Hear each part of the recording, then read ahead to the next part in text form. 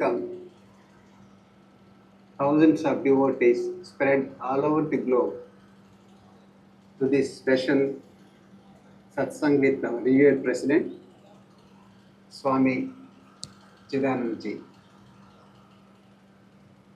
The topic,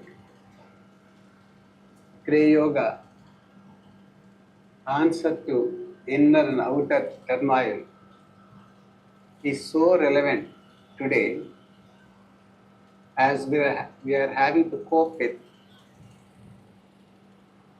many challenges, inner and outer. We are so grateful to Swamiji for taking the time to be with us. Swamiji, please take over and enlighten us.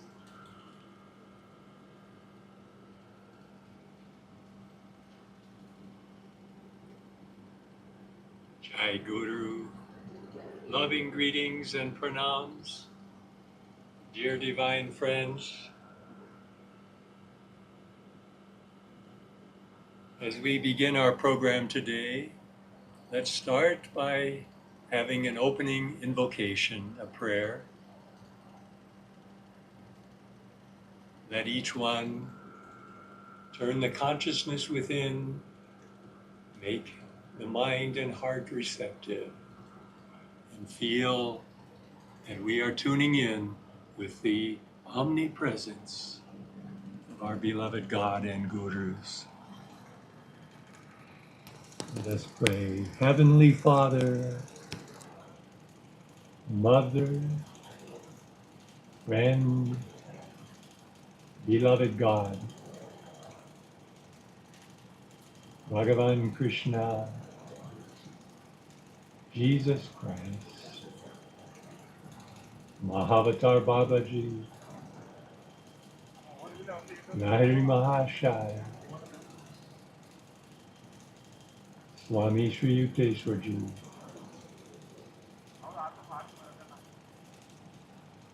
our beloved Guru Dev Paramahansa Yoganandaji, saints of all religions, we bow to you all. O infinite beloved, awaken your love in our hearts.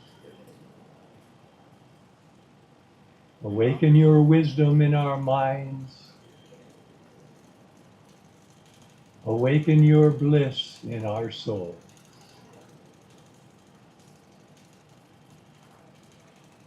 Guide us, bless us,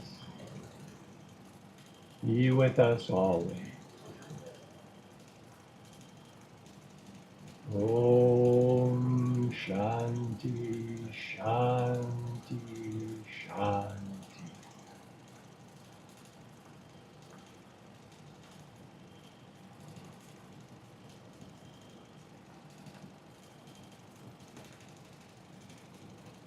Well, my dear ones, what a joy it is to see all of you and to feel that I am once again in your midst, especially on this final day of the Sadhana Sangams, which have been held these past 4 days at our YSS ashrams in Ranchi and Dakshinaswar, and our retreat in Chennai.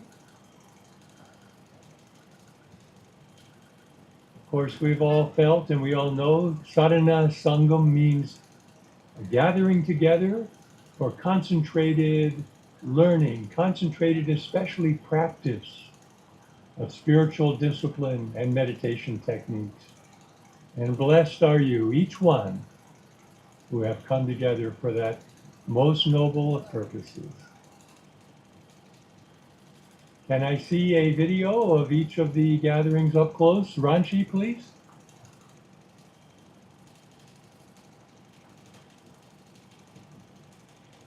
There's the gathering at Ranchi. Greetings, God bless you all. Oh, I wish to be walking right down the middle of that aisle in the midst of all of you. But I will be doing that in a few months from now. I think you all know, in early 2025. Jai Guru, bless you all. Now we see the, can I see the gathering at Dakshineswar?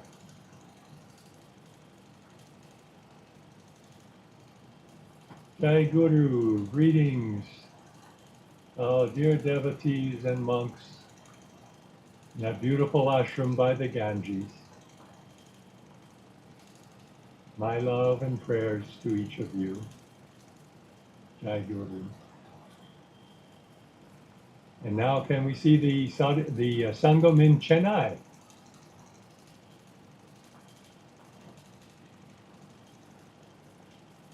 There they are. Chennai, beautiful gathering in South India. Jai Guru, bless each of you. I'm so happy to have this opportunity to be with you. Now, in addition to our 3 sadhana sangam groups that we've just seen, we are also joined today by a large group of devotees who are gathered at our Noida ashram near New Delhi and our Dwarahat ashram not far from Babaji's cave in the Himalayas, foothills of the Himalayas, for this Sunday morning satsang. So can I see the Noida gathering, please?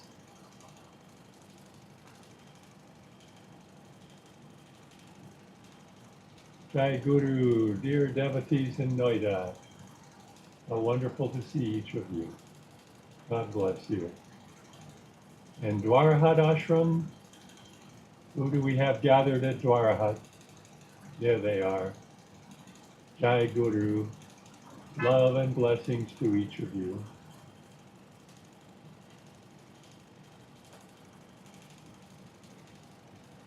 You know, as I joined the devotees at our recent SRF World Convocation in Los Angeles, and it was such a wonderful gathering 2 months ago.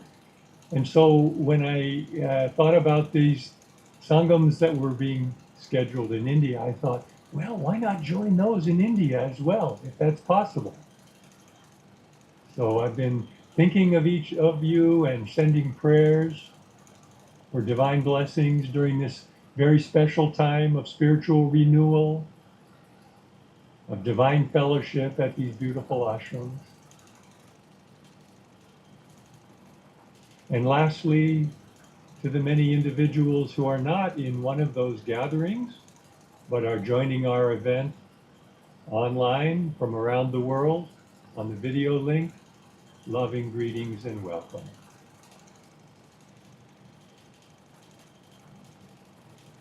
I'm going to have a little bit more to share with you about our place in Chennai at the end of the talk. But for now, let's turn to our subject. Our subject of Kriya Yoga, answer to inner and outer turmoils. First, let me just say I'm speaking today from our SRF International Headquarters building in Los Angeles, which our Gurudev Paramahansa Yoganandaji established nearly 100 years ago, in 1925. And in this mandir, where Paramahansaji personally conducted many meditations, classes, many times the sacred Kriya Yoga initiation ceremonies, from this holy chapel, this holy mandir, I am praying that a flow of divine blessings, divine power, reach out to each of you in his name and in the name of his lineage of masters, Swami Sri Yukteswarji, Lahiri Mahashai, and Mahavatar Babaji, in tune with Bhagavan Krishna and Jesus Christ. There you see them shedding their blessings on each of you across the miles that we're linked together in spirit, in their omnipresent love, in their omnipresent blessings.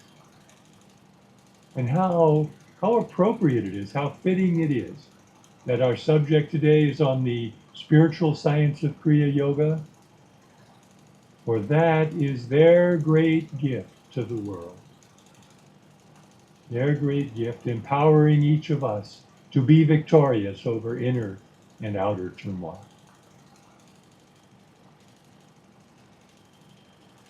Now, you're all here today because you want to know, I'm sure, like people all over the world, where can we find refuge from the inner turmoil, from the demands and pressures that accompany life in today's world? It's not so easy, is it? The world is a very chaotic, a very difficult place. But what a joy, what a comfort to know that Kriya Yoga, as taught by this lineage of enlightened masters, that provides a practical, a powerful solution to both the external and the internal challenges that each of us faces. Now, don't we all wish that as we're going through our daily lives, we wish, oh, if only there were some solution, only some practice to help us maintain our peace while we're meeting the challenges, not running away from, but meeting the challenges of the outer world. Well, those who devotedly practice this ancient technique, this Kriya Yoga science of the soul, they find that it is an immense help in rising above stress, anxiety, and living not only with that very elusive quality of balance, that wholesome balance and clarity, but actually with a positive sense of divine inner assurance. So that's what we'll be talking about and exploring today.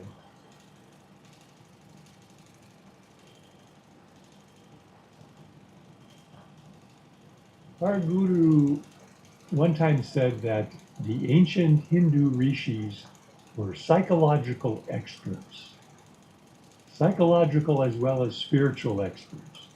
And they diagnosed what seems to us to be this great complexity of human nature, of the human condition.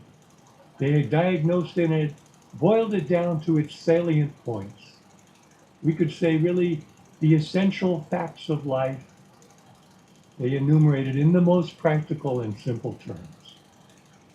And in relation to our subject today, first they diagnosed what are those inner turmoils? What are those inner challenges and disturbances that cause so much trouble? Identifying them is not so complicated. The Bhagavad Gita says very simply, they are desires, fears, and wrath. In fact, the Gita is quite graphic about this. I'm sure you may remember. The very graphic says in chapter 16, lust, greed, and anger, these are the threefold gate to hell. So of course, it's a burning question to us, an important question to us, how we can be victorious over those inner disturbances. I'm thinking of a story that our guru, the Paramahansaji, used to tell about a minister that he met at a religious conference when he was traveling through the United States. And remember, that Yoganandaji had gone to the United States to spread India's ancient teachings of yoga, Kriya Yoga. In fact, he was called the father of yoga in the West. So he was at this religious conference, and different ministers, different clergymen were seated with him. And this one who was next to him on the platform, waiting to address the congregation, and that clergyman, that minister was just burning with anger. He was incensed, looking at Guruji, looking at this Hindu Swami, and just filled with indignation that this dark-skinned Hindu would dare to teach religion in a Christian country. And he looked at Guruji and he said, if you are not a Christian, you will go to hell. And Guruji replied, always with such equanimity and politely, he said, well, thank you for the warning. He said, I may get there sometime later on, but let me tell you, my friend, you are there already.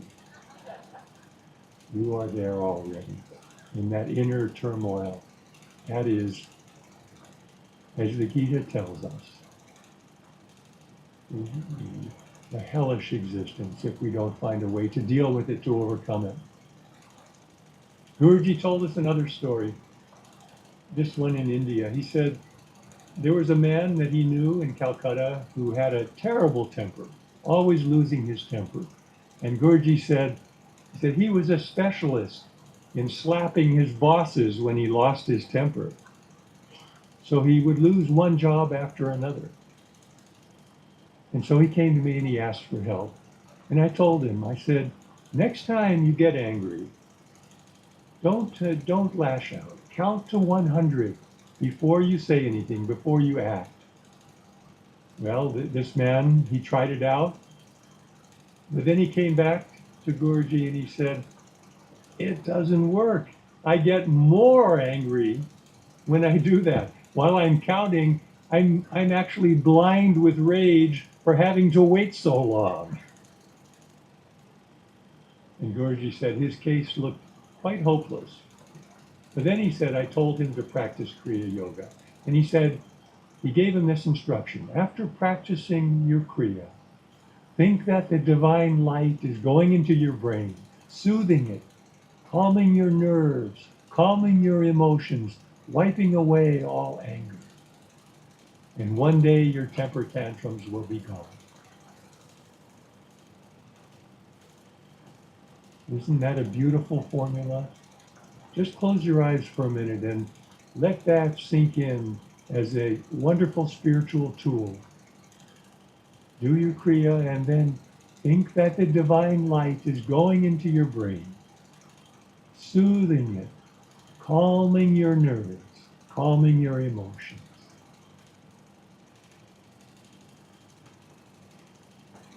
And Guruji said, not long after he had given that suggestion to this gentleman, he said, he came back to me and he said, I am free from the habit of anger. I'm so thankful to you.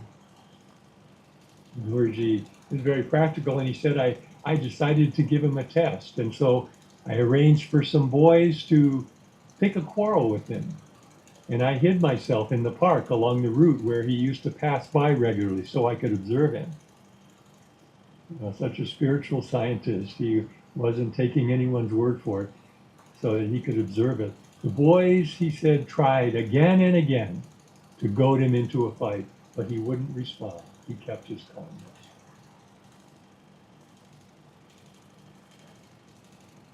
So there you have it, power of Kriya Yoga. And of course, the point is not just about anger, about all the forms of psychological, emotional turmoil that we've mentioned, that we have to contend with in our lives in this world, in our lives in these mortal bodies, interacting with different people, interacting most of all with our own ego, isn't it?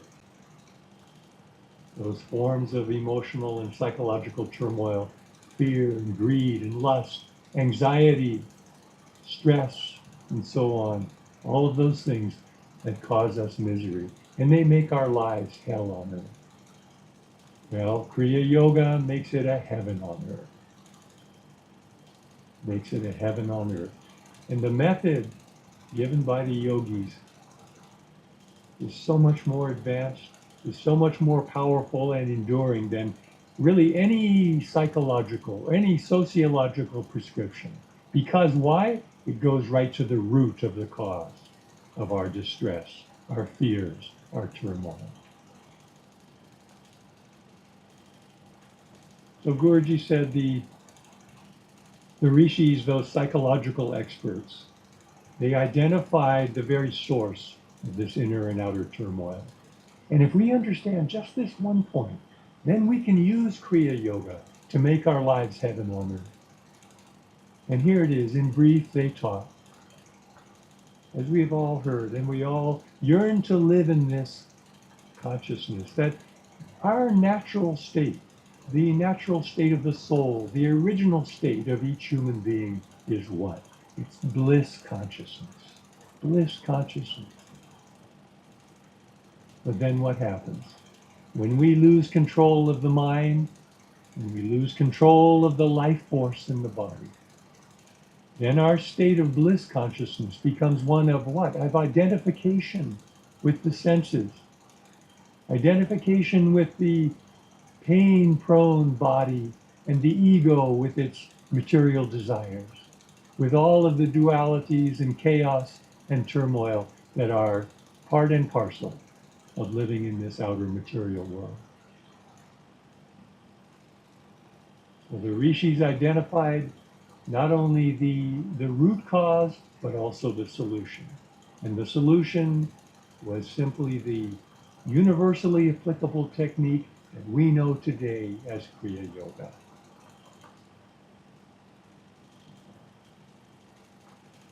How beautifully the Gita says it. Chapter 2, Lord Krishna is describing the devotee who practices and becomes steeped in yoga. And he says these beautiful immortal words. He said, "He whose consciousness is not shaken under anxiety,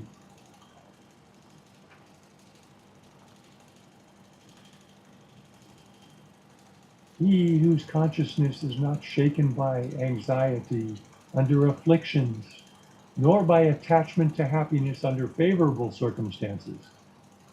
He who is free from worldly loves and fears and angers." In other words, those inner turmoils we're talking about. He is called a muni, a sage of steady discrimination. He who is everywhere non-attached, neither joyously excited by encountering good nor disturbed by evil, has an established wisdom. And then Lord Krishna says, when the yogi, like a tortoise withdrawing its limbs, can fully retire his senses from the objects of perception, then his wisdom manifests steadiness.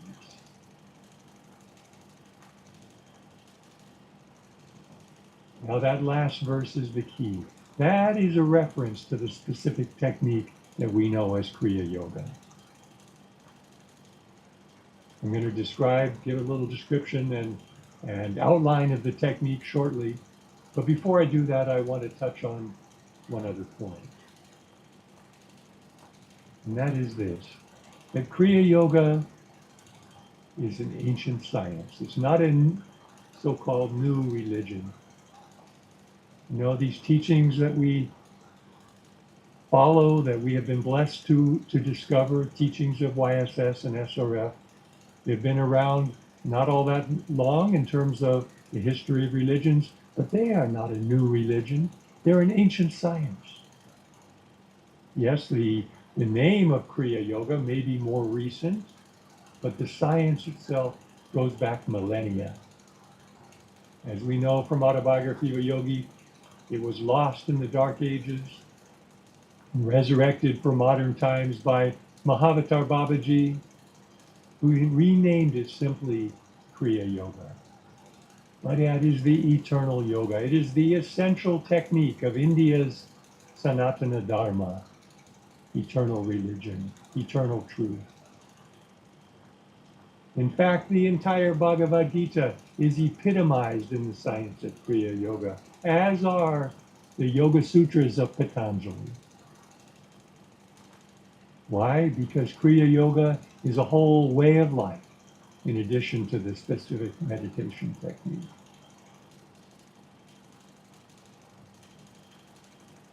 You know, there's a great delusion among many people in the world today. The delusion that causes them to think that it's only the newest ideas or the latest trends in society that are valuable that deserve our attention and our respect. I have a word for this. I call it chronological snobbery. In other words, it's utter snobbery to think that only in our modern times do we have a privileged and scientifically valid understanding of what life is all about. That is greatly mistaken and deluded. Because the truth is, as we all know, if we go back far enough in human history, we find that there were eras of knowledge, eras of civilization that were far more advanced, much more advanced than the state of our civilization today. We're talking about going back to the previous golden age, the Satya Yuga. And that is where this eternal science of yoga originated. That is the age from which it's come down to us. The rishis promulgated that science of Kriya Yoga in that ancient, enlightened spiritual civilization. And that's what's come down to us today as a far more enlightened, far more practical and powerful mode of living human life than anything that our so-called advanced scientists or doctors or psychologists and trendsetters, the influencers, have to offer us, either through our educational systems or through the mass media today. So we're very blessed to be the recipients of this ancient and yet perfectly modern, perfectly scientific body of practice, of sadhana, of knowledge, of truth, that is the Kriya Yoga teaching. You know, our Guru Paramahansaji tells us, we're going to be so much happier. You will be so much happier, so much more successful, so much more fulfilled as a human being if you take to heart the enlightened teachings from India's golden age. That's so much better than building a life on these constantly evolving, changing, can't make up their minds every day, something new, something different, uncertain, experimental ideas and trends that come to us through the internet feed on our social media. Really, do you want to be a lab animal, subject to the experimentation of individuals who are still searching and have not discovered truth? They want to use you as their guinea pigs. But why not instead trust and rely on the proven discoveries that have come down to us through millennia, literally thousands and thousands of years of proven scientific effectiveness? That is the teaching that our Guru and our Param Gurus have blessed our lives with. Now, of course, this doesn't mean that we should go back to a prehistoric or non-technological era, state of existence. Certainly, progress of science and technology, certainly these have brought many wonderful benefits to society. But here's the point. Unless those outer achievements, unless that outer technological progress is balanced and guided by a corresponding inner wisdom, then chaos results. Chaos. That is the source of the outer turmoil that we see in the world all around us today.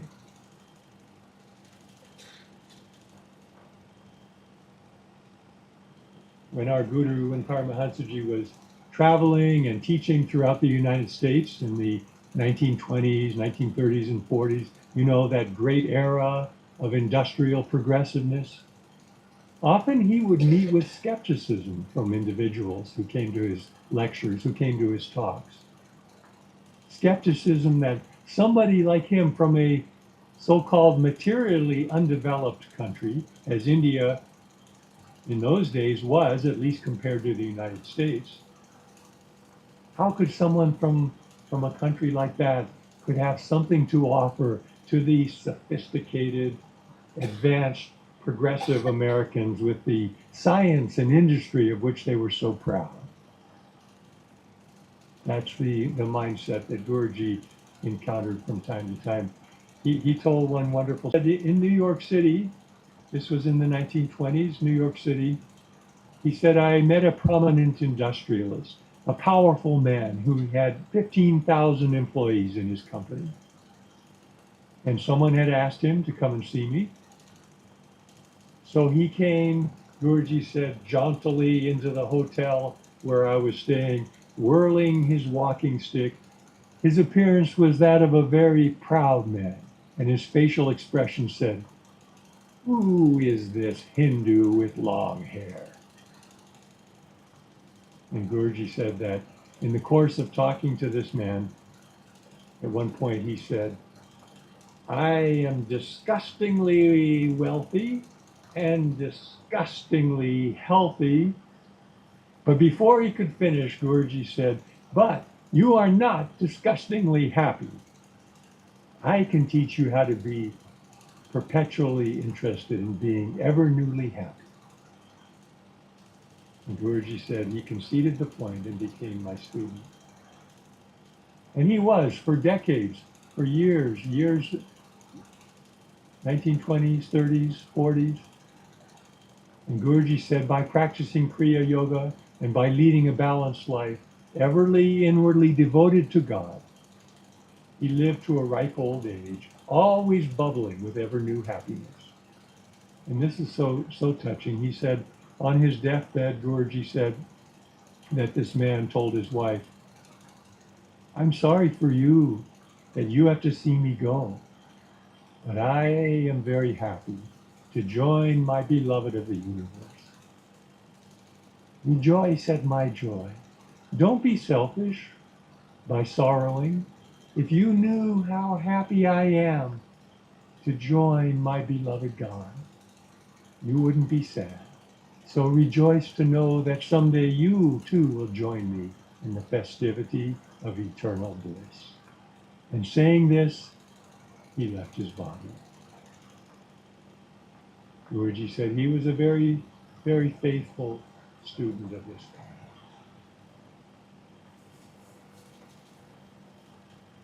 Guruji concluded and said, those who never miss Kriya and who sit long in meditation and pray intensely to God will discover the longed-for treasure.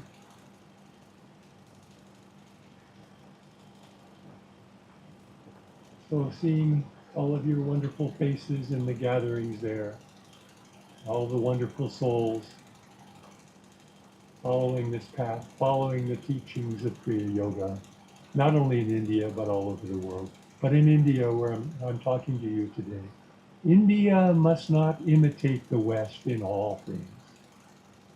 Take the best, take the materially progressive and useful things, but don't blindly imitate the West in all things.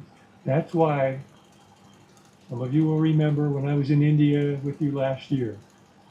Remember, there were two suggestions that I urged all of you to build into your daily lives.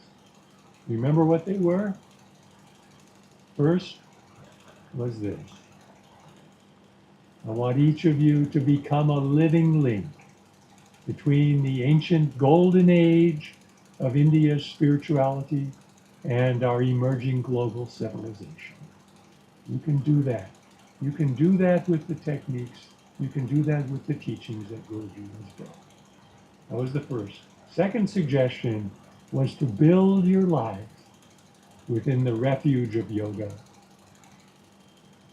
within that Kriya Yoga Sharanam that our Guru has lovingly constructed for our protection, for our spiritual progress, to be our divine home during our soul's temporary visit to Him. So today, thinking back on that, let's ask ourselves, become a living link with that golden age of India's spirituality and our emerging global civilization. How do we do that? How do we do that? Guru Dev gave this formula. He said, Kriya Yoga plus devotion, it works like mathematics. It cannot fail. Second, same thing with the second suggestion. the exhortation to take refuge in yoga, in the supreme protection. How do we do that? Again, Kriya Yoga plus devotion. It works like mathematics. It cannot fail.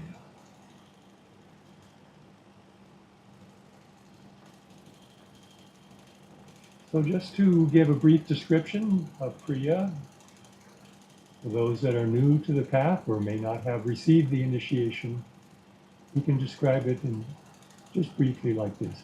Kriya is a technique of using the breath, using the concentrated attention or mind, and using the life energy in the body to awaken higher states of consciousness. Remember those words I quoted a few minutes ago from the Gita? When the yogi, like a tortoise, withdrawing its limbs, can fully retire his senses from the objects of perception, then his wisdom manifests steadiness. So with this technique of Kriya Yoga, by a special kind of breathing, accompanied by mental concentration, the life energy is withdrawn, just like that tortoise withdrawing his limbs. The life energy is withdrawn from its outer flow to the senses. Those senses that keep the mind attached and absorbed in all the outer pursuits and desires and attachments, the kinds of outer turmoil that creates the inner distress that we're all familiar with. Kriya reverses that flow. It pulls those subtle electrical or pranic currents, that subtle electricity of prana, life force. It pulls it away from the senses, away from the outer surface of the body, into a subtle passageway in the spine. And it circulates that current up and down the spine, accompanied by that special technique of breathing and concentration. And by that circulation in the spine, as it is repeated over and over again, two things happen. Two things happen to the Kriya Yogi. First, there's a magnet created in the spine, a magnetic polarity between the base of the spine and the brain, between the Kundalini center, the coccyx center at the bottom of the spine, and the Krishna consciousness or Christ consciousness center here at the point between the eyebrows in the brain. This Kutastha center becomes the positive pole, the coccyx center becomes the negative pole, and that creates a magnet, which is made increasingly more powerful with each repetition of the Kriya technique. And here's the thing, the more powerful that magnet becomes, the more effective it is in pulling the energy, pulling the life force, pulling the consciousness away from the senses, away from its attachments and absorption in the outer world, and concentrating it in the subtlest passageway in the spine. Guruji said spine and brain are where you will find the altar of God. So the second thing it does is this. As that energy is withdrawn from the senses by the Kriya breath and is circulated by the technique, by the concentrated mind, is circulated upward and downward within the spinal axis, it awakens the chakras. So it pulls the prana away from the outer instruments of sensory perception, eventually calming them and completely shutting them off, giving us a state of inner peace, inner tranquility. And secondly, it awakens those inner instruments of divine perception, those 7 chakras, 7 centers in the spinal cerebral, in the cerebrospinal axis.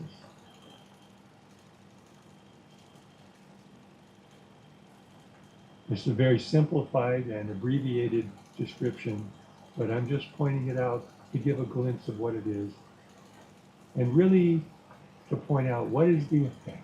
What happens as we practice this technique up and down the spine, that special technique, that advanced practice of Kriya Yoga? What is the effect? Peace, calmness, great happiness, freedom from fear, freedom from anxiety, and ultimately bliss consciousness, which is God consciousness.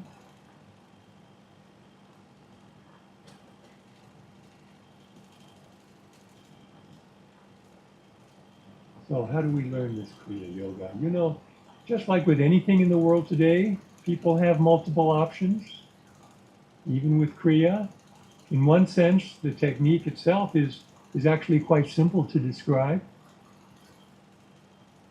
And frankly, there are many so-called teachers in India, in Europe, in North America, and South America who want to teach Kriya Yoga.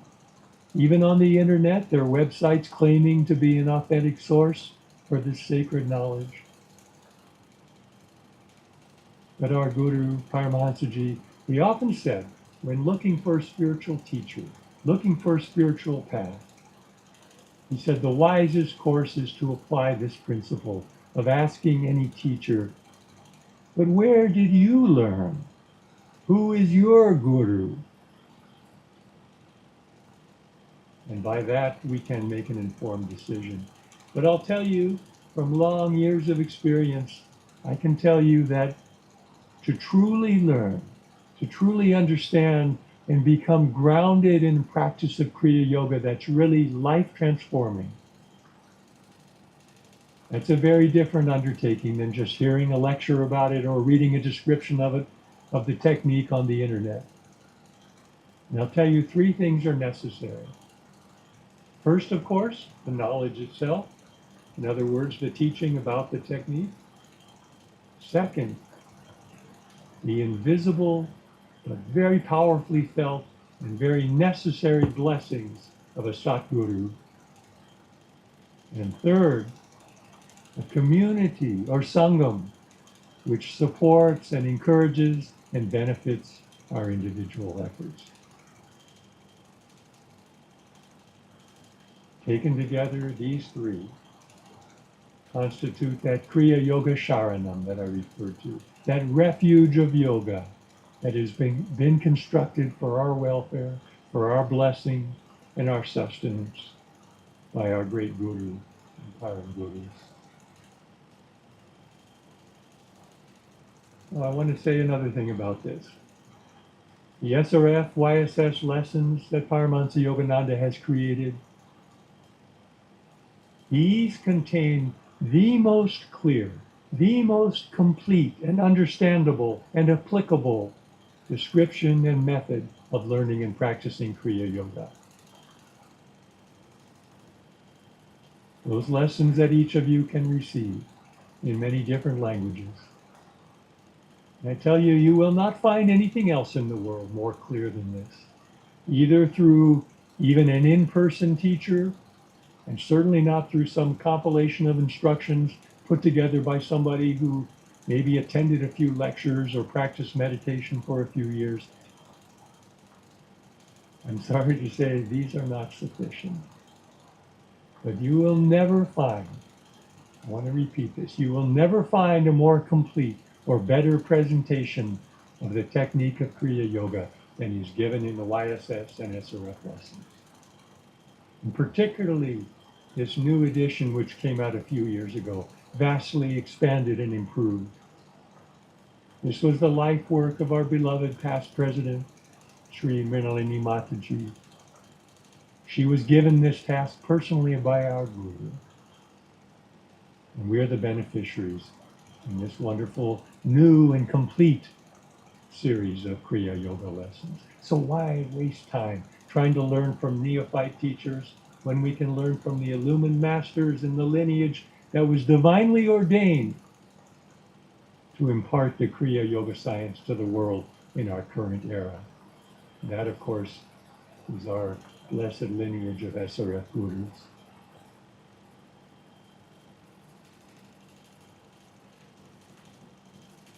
As I said in the beginning, we're sitting here in this chapel at the Mother Center in our international headquarters building. And it's very special for me personally, just to share a little personal glimpse with you. It was right in this room, right in this chapel, that I received my own initiation in Kriya Yoga many years ago. Actually, 48 years ago now. I was just a young man of 23 years old, sitting, I'm not sure where, somewhere here in this chapel. I had looked forward to it ever since reading Autobiography of a Yogi. And I felt this is going to be one of the most important days in my life. One of the most important days in my life. I think all or most of us felt that way, isn't it, when we came to our initiation in Kriya Yoga and entered into that guru-disciple relationship. So sitting here in this mandir, many memories come back. You want to know who I was initiated by? Sri Paramahansa Yogananda. Same as all of you devoted members of YSS and SRF. I say this because one of the great blessings of receiving Kriya through YSS and SRF is that the officiator, the Swami who conducts the ceremony, that's only a channel, that's only an outward symbol. Spiritually and energetically, for each one of us, each one of you, the initiation is given personally by Paramahansa Yoganandaji. Never forget that. Even during his lifetime, even when he was here in the body and giving classes and initiations, from time to time he would designate various disciples, various individuals to conduct the ceremony for a devotee, for a disciple. But he always said it was he who was giving the initiation, even from a distance.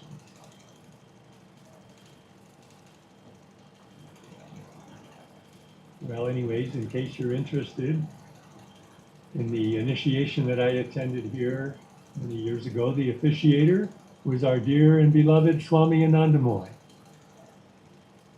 Many of you remember him, heard his talks. He used to talk so beautifully about Kriya Yoga. In fact, it was to him that Guruji said one time, Kriya Yoga plus devotion, it works like mathematics, it cannot fail. Swami Anandamoy, Brother Anandamoy, he was the monk in charge of our ashram community for many years here at the Mother Center, also at our other ashrams, Encinitas, Lake Shrine, for some years. Of course, he made several trips to India. We monks learned a great deal from him, as of course thousands and thousands of devotees who heard him speak and for whom he conducted Kriya ceremony in many parts of the world, United States, India, Europe, and so on. So as I sit here in this blessed mandir, in this blessed chapel, I pray that each one of you can feel the sacred vibrations that flow from this place, not only from this place, but especially from that secret temple, that sacred temple in your own heart, in your own Puchasta. And praying that you feel those vibrations reaching out to each of you. Blessing your own practice of Kriya Yoga with deeper and deeper realization, deeper and deeper awareness of those divine forces in the spine.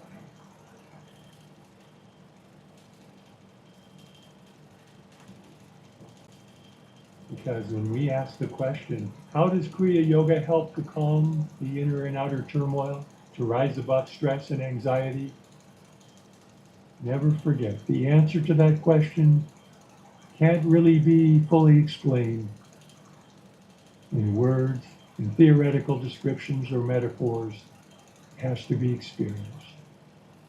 The answer to that question of being victorious over the inner and outer turmoil comes in the actual feeling of those vibratory currents circulating within the spinal column, within the sushumna, drawing our consciousness within to the feet of the omnipresent living God.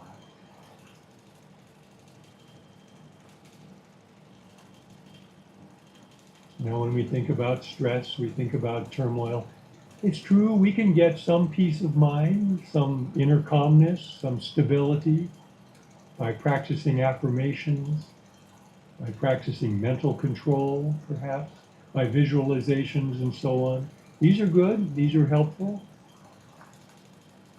But all of these mental and psychological methods, they are like droplets of water compared to the mighty river of spiritual consciousness, of spiritual peace, of spiritual joy that we can immerse ourselves in through the Kriya technique. Never forget that. Never take for granted the great blessing, the great power of that technique. Now I want to go into another point. Remember, as we just said, Kriya Yoga plus devotion, it works like mathematics. It's scientifically guaranteed if we follow the teaching, if we follow the technique. But remember this, it's Kriya Yoga plus devotion, not Kriya Yoga or devotion. You understand? A very important point, because there's two kinds of people that we see on the spiritual path. Some approach it from an intellectual point of view, from an analytical, scientific point of view. They think of the meditation technique only as a science, and they think they can get to that goal of communion with God without devotion. They said, no, just let me practice the science of yoga. And then on the other hand, other devotees, they think, well, I feel such love, I feel such devotion for God in my heart.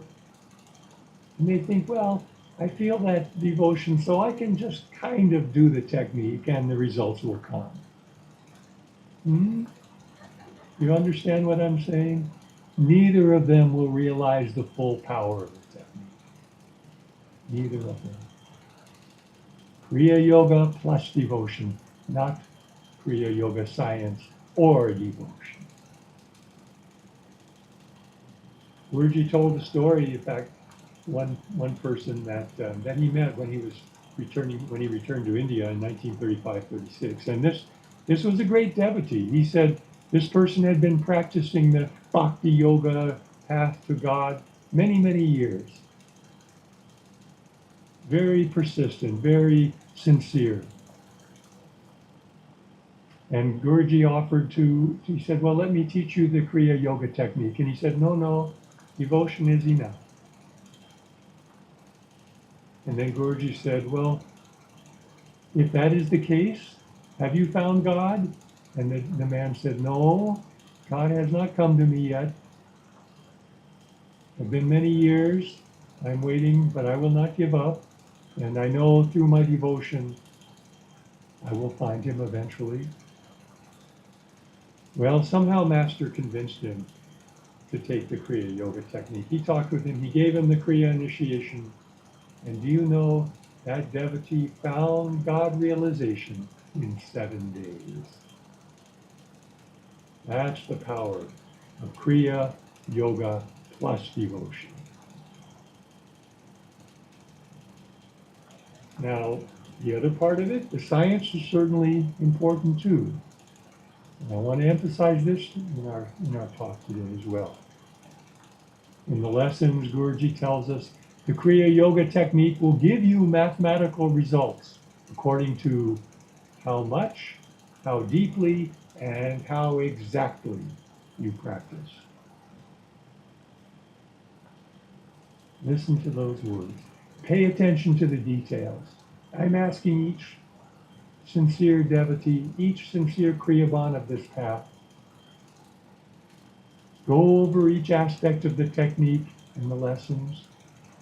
Go over every detail, learning it gradually, step by step, the breathing, the sounds, the cool and warm currents, the posture, everything. It's laid out there, as I said, in scientific clarity, in complete detail, step by step, in those marvelous SRF, YSS Kriya Yoga lessons. Review it again and again, as long as it takes. As long as it takes.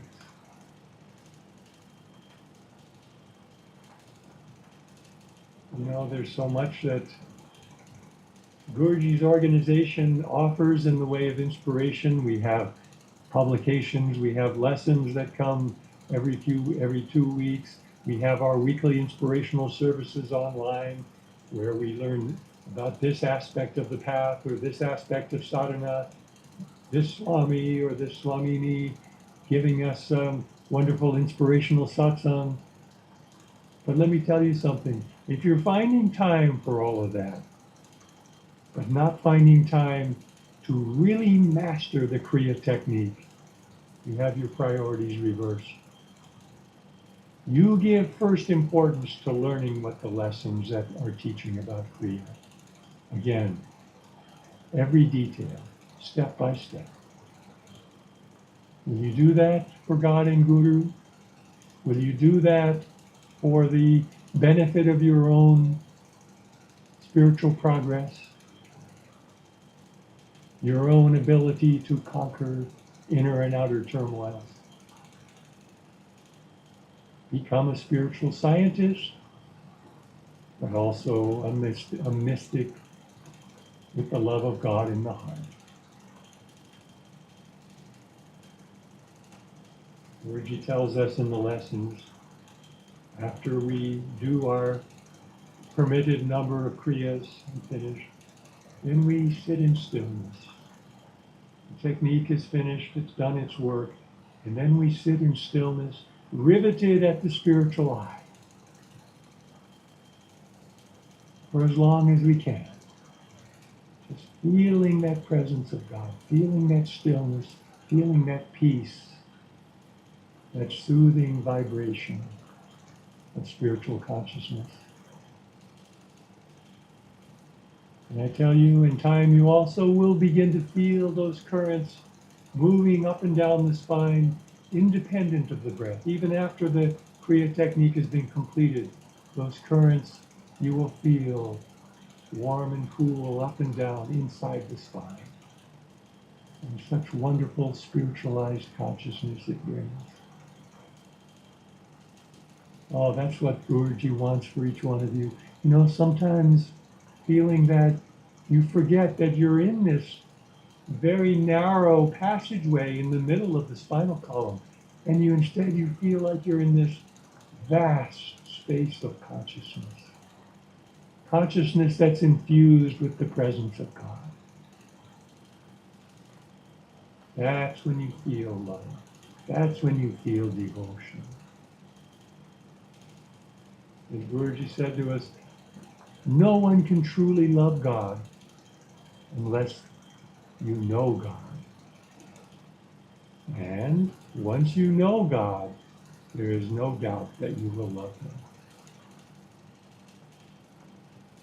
That current that goes up and down the spine, touching each of those divine portals, each of those divine chakras, those centers of spiritual consciousness, each one emanating a different quality of divinity, each one an opening from that narrow space in the spinal column into a great cosmos of spiritual perception and experience.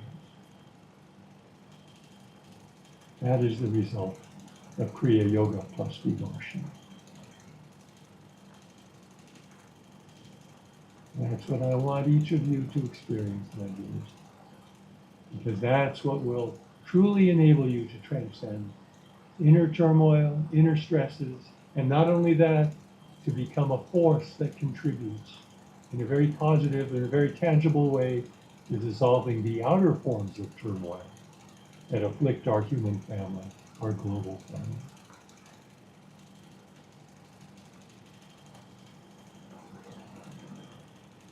Remember, at the end of Autobiography of a Yogi, our Guru says dozens merely of Kriya Yogis are needed to bring into manifestation the world of peace and plenty that awaits humanity. Think about that. And that means hundreds of thousands of real Kriya Yogis, not just thousands and thousands who superficially learn from visiting a website or taking a weekend seminar. No, we need real Kriya Yogis, those who dive deep into the step-by-step detailed instruction in Guruji's lessons, who dive deep into the Guru-disciple relationship, who become real yogi devotees, building their lives around Kriya Yoga plus devotion.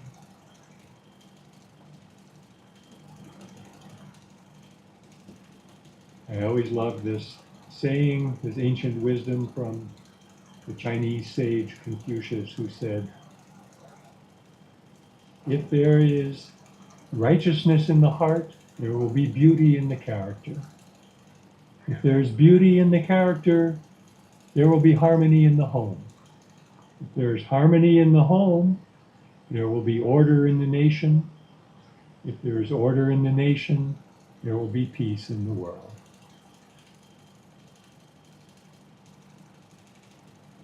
Our Guru, our Param Gurus, testify to us that that is what Kriya Yoga produces. To the degree that we practice it accurately, regularly, deeply, and with devotion. Kriya Yoga produces righteousness in the heart, beauty in the character, harmony in the home, and peace in the world.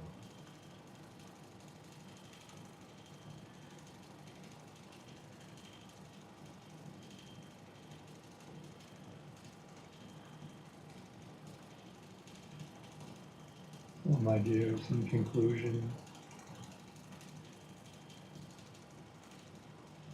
let the prayer of each one of us always be, Divine Gurudev, make me a real yogi devotee,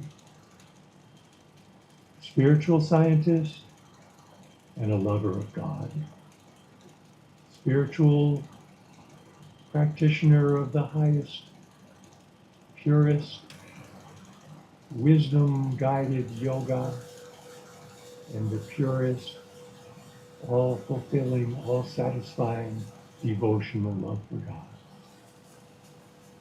We combine that science of yoga along with the yearning, along with the surrender, the humility, the pure devotion of the heart.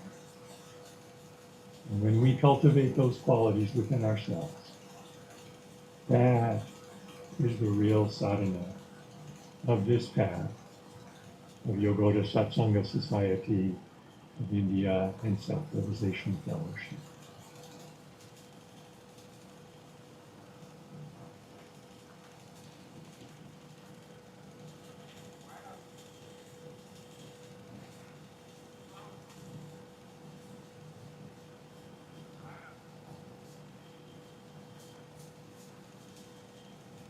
Let's take a few moments just to sit in silence and feel the joy, the gratitude,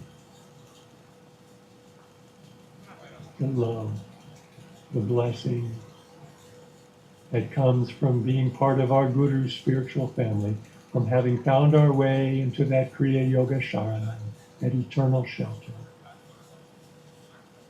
of Kriya Yoga at the feet of our Guru and Param Gurus. How deeply they care about each one of you. How deeply they are interested in your spiritual progress, your spiritual welfare.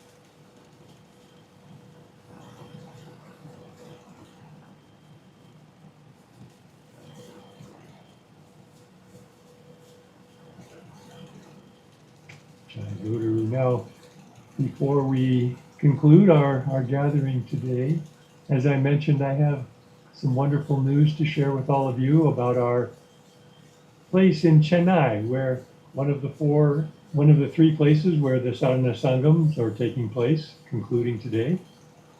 So let me just say this, and then I want to show you some pictures. But first, just to familiarize you with the situation in our Chennai location. Some of you may know that in recent years, particularly in the last 2 or 3 years, with the release of the YSS lessons in the Tamil and Telugu languages, the interest in our Guru's teachings has grown significantly, all through India, but also particularly in South India.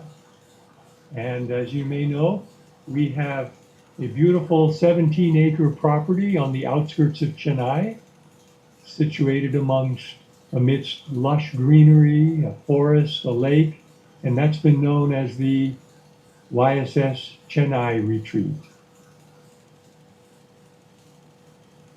Now, because of the growth of the interest and the numerous devotees and requests for a permanent monastic presence in South India, to better serve the devotees in that region, to enable them to participate in spiritual programs closer to home, I'm very pleased to announce today that YSS will begin converting that Chennai retreat into a full-fledged Chennai ashram, to be known as the Yogoda Satsanga Saka Ashram Chennai. You see the happy devotees there in Chennai. That ashram is going to become a permanent residence for some of our YSS monastics.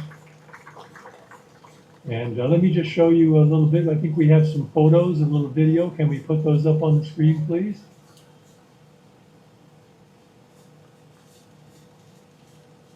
Here's the main building there at the Chennai retreat. Now will be the main building of our YSS Chennai ashram. Next.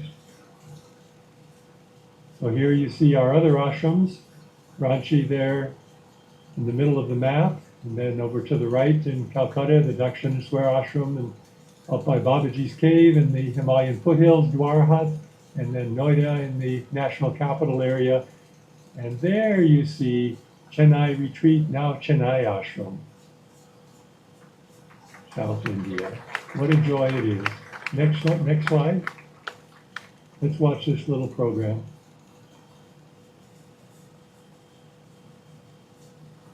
This gives you a glimpse.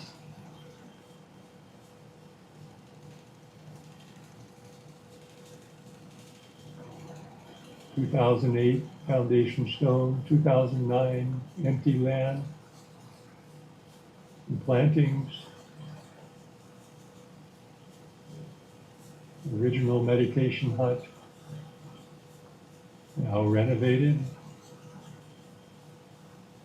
And look at that. Now with all the planting and care that's gone into it. As I said, lush greenery, beautiful natural surroundings, coconut palms, beautiful meditation gardens, surrounded by a lake.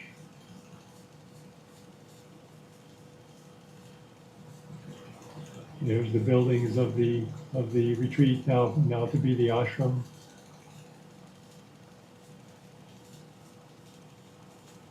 So as I said, our monks will now take up permanent residence there. They'll conduct spiritual programs, children's camps in addition.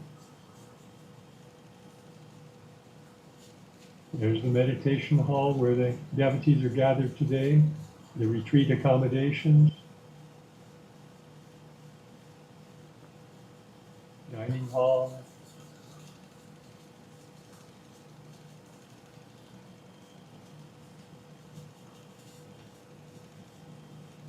So we have some other photos of the programs there.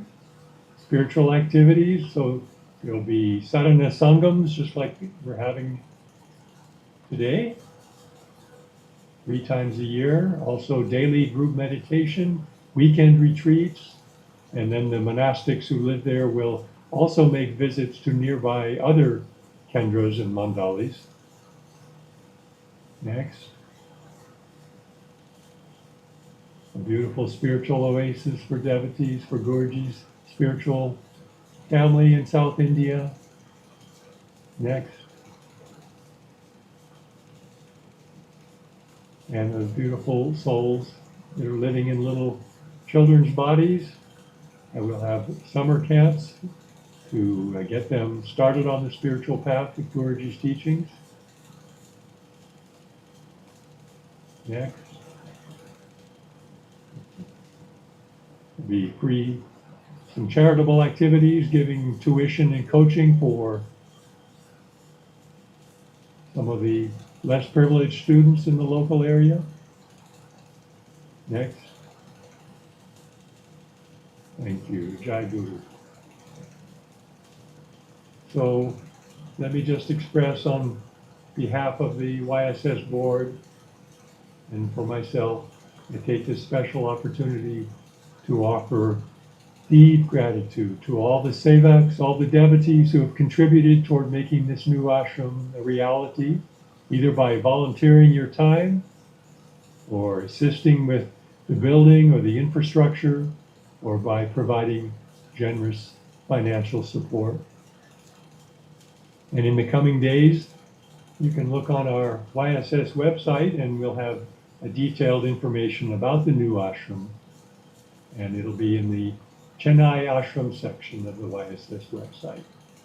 And lastly, of course, I want to say I am looking forward extremely to visiting there in person this beautiful new ashram, newest ashram of Guruji, when I come to India in February of next year.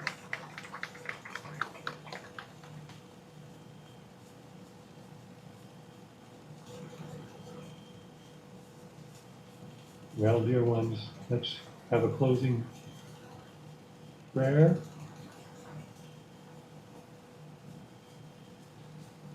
Please pray with me.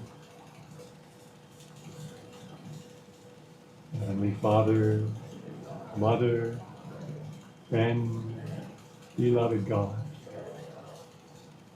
revered Param Guru, blessed Gurudev, Paramahansa Yogananda,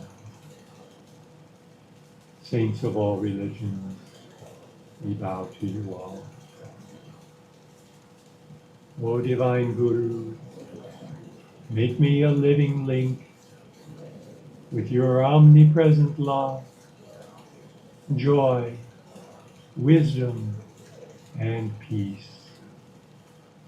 Bless me that I be a living link between the ancient spiritual glory of India and our emerging global civilization. Make me a real yogi devotee. Bless my practice of Kriya Yoga, that I may know in reality that I am made in the image of God. And may I spread God's light, God's love and understanding, the light and love of Kriya Yoga, of God realization, into the lives of all who cross my path. Om Shanti, Shanti, Shanti.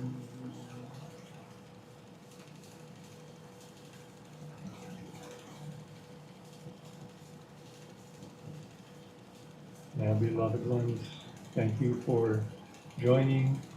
For those of you who are gathered there at our ashrams, now we'll have prasad handed out by our dear monks, prasad that's been infused with the love and joy and divine power of our Guru.